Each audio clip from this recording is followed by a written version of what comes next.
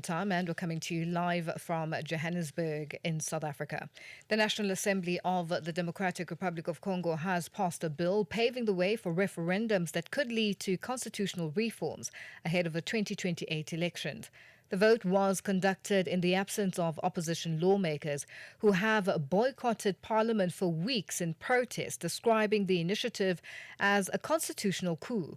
In May, President Félix Tshisekedi signaled his openness to constitutional revisions that could potentially allow him to seek a third term in office and even result in the post-mortem of, rather in the postponing of elections. Now, his remarks have fueled concerns among critics and opposition groups that the proposed reforms could be used to extend his stay in power beyond current constitutional limits. And for more on this, we are joined on the line by a lawyer and a member of the Union for Democracy and Social Progress, Simone Pierre Mukanda.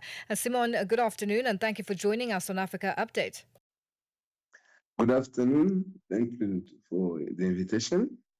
Simone, the opposition describing this referendum initiative as a constitutional coup. What's your take on this? Yeah, this referendum is not a constitutional coup.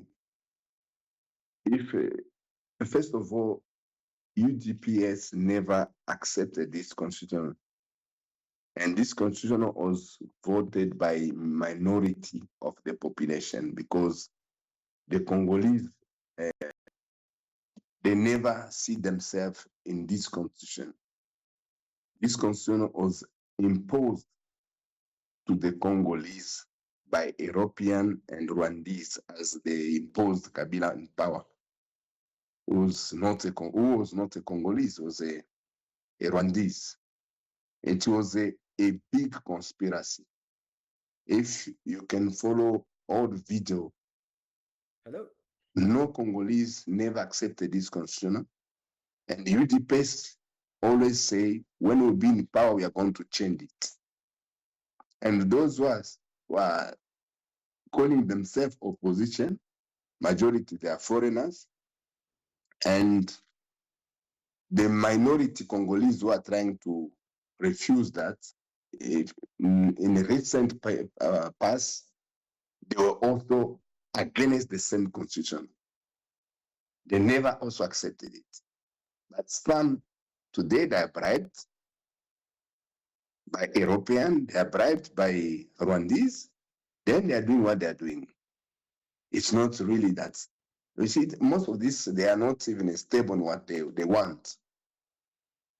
If you can name all these Congolese who are against today, I can find some video, not for past even 7 or 8 years, they were against this constitution. And today, if they don't want the change of the constitution, which we never all of us want, then meaning they don't know what they want. It's not a constitutional coup, but it's a constitution which does not allow really the progress of our country. President Félix Tshisekedi has suggested he is open to a constitutional revision that could potentially allow him a third term in office. Now, should leaders who want to stay in power long be of concern to the Congolese? President Tshisekedi is trying to do what the population wants. And if he does not do that, it will look like he has really disappointed the population. And I know when they say they are trying to say it's a coup, or you want to remain in power for long, let me tell you that it's really the population of Congo wants Tshisekedi in power for long. One of the reasons, since we are independent, we never receive a president like this one. We never receive one president who loves Congo. All the population, they see that Tshisekedi loves Congo.